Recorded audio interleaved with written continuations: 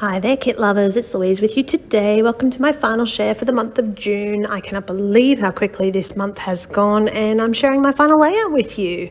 Now, we're still on the black cardstock background challenge. So, of course, I'm starting with a black background, and this rainbow pattern paper has been calling out to me all month, and I had put it aside a couple of times, not really sure what I was actually going to do with it, but eventually I decided that I'm going to take on a epic stitching background, and I wanted to make sort of this like cross-stitched background.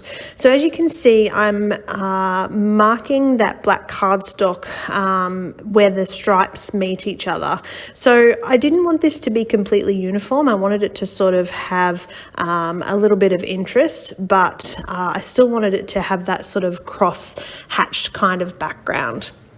Now, I'm not going to show you all of that, but I'm going to do it off camera, and then you can see that I've poked a bunch of holes into my black cardstock background, and I'm now going to go ahead, and you can see I'm just using ordinary old embroidery thread, and with a needle I'm just going to hand stitch that crisscrossed pattern. Now, this actually took me probably about 4 days. I would just sit in front of the TV and stitch for a couple of hours each night, and this part was probably the longest because you had to use tape to hold down all those sections where there was actually nothing to thread the actual embroidery thread through. So I just hold them down by tape on the back, and then once I've stitched everything, I put an actual layer of masking tape over the top.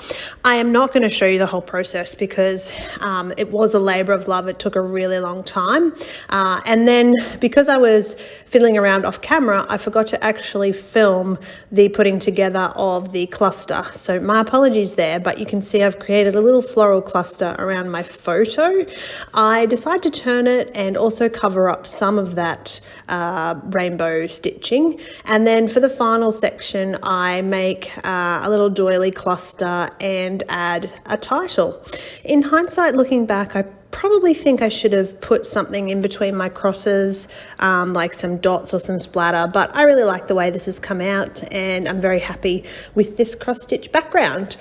So that's my final share for the month. I hope that you enjoyed that. Thank you so much for watching. Please make sure, if you haven't, that you have subscribed, and of course check out Kitaholic Kits.